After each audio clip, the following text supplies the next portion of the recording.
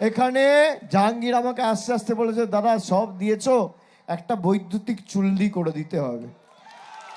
আমি ভাবলাম 4 তারিখ ফল বেরোনোর পর কিছু লোক তো হার্ট অ্যাটাক করবে, তাদের সৎকারটাও ভালো করে করা আমাদের উচিত। করে দেবো, আমি কথা দিয়ে যাচ্ছি, লড়াই করে যত দ্রুত সম্ভব বৈদ্যুতিক চুল্লি হবে এখানে।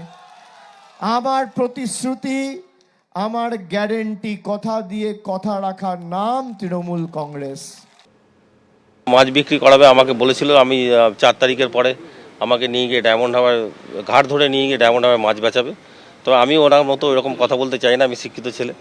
আমিও বলবো ওনার যদি সময় হয় আসবেন ফলতাতে, এলে আমি মাছ ভাত ওনাকে খাওয়াবো। ফলতায় গেরুয়া ঝড়, ডায়মন্ড হারবার মডেলকে কটাক্ষ মুখ্যমন্ত্রীর। কুখ্যাত ডায়মন্ড হারবার মডেল তৃণমূলের হারবার মডেলে পরিণত হলো। বিজেপি প্রার্থীকে বিধানসভায় পাঠানোর জন্য ফলতার গণদেবতাকে নতমস্তকে প্রণাম। ফলতার ভোটারদের কাছে বিশেষভাবে কৃতজ্ঞ। বিজেপি প্রার্থীকে 1 লক্ষ ভোটে জেতানোর আবেদন করেছিলাম, জয়ের ব্যবধান 1,08,000 পেরিয়েছে। উন্নয়নের মাধ্যমে আপনাদের এই ঋণ শোধ করব। সোনার ফলতা গড়ার জন্য আমরা দায়বদ্ধ। পোস্ট মুখ্যমন্ত্রী শুভেন্দু অধিকারী। নন্দীগ্রামের উপনির্বাচনেও ফলতার মতো ফল করার আহ্বান শুভেন্দু অধিকারীর। আজ ফলতার পুনর্নির্বাচন ছিল। বিজেপি 1,08,000 ভোটে জিতেছে। পুষ্পা কোথায় আপনি? এখানেও একটা উপনির্বাচন হবে, ফলতার মতো ব্যবধান করে দেবেন তো? নন্দীগ্রামের সভা থেকে আহ্বান জানালেন মুখ্যমন্ত্রী শুভেন্দু অধিকারী। আজকে ফলতার রিপোর্ট ছিল, জানেন তো কত ভোটে জিতেছে বিজেপি জানেন? 1,08,000 ভোট।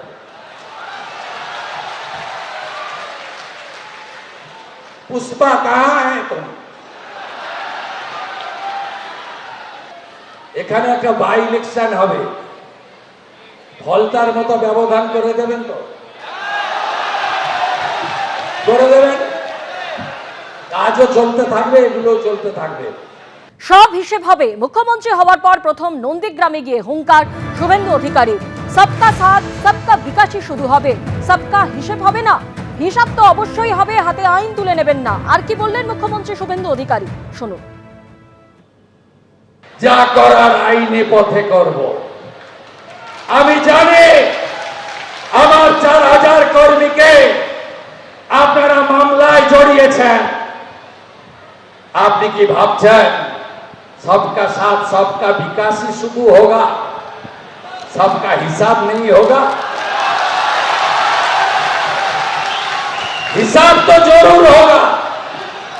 हाथे आईन तुलबेन ना, एखोनो गुंडागुलो बाड़ीते आछे, चाइले तो इट खुले निते पारेन आपनारा, ना करबेन ना। बीजेपी एटा करे ना। এদের আসল জায়গা হবে জেল। সব হিসাব হবে বন্ধু, সব হিসাব হবে। শুধু দেখতে থাকুন। মাত্র 15 দিন হয়েছে, আমরা অনেক দিন থাকবো, এমন কাজ করব।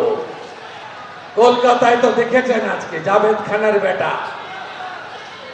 সোনা পাপ্পু, রাজু নস্কর, মহানগরটা থেকে বেরোতে দেন, আস্তে আস্তে আস্তে আস্তে সব হবে।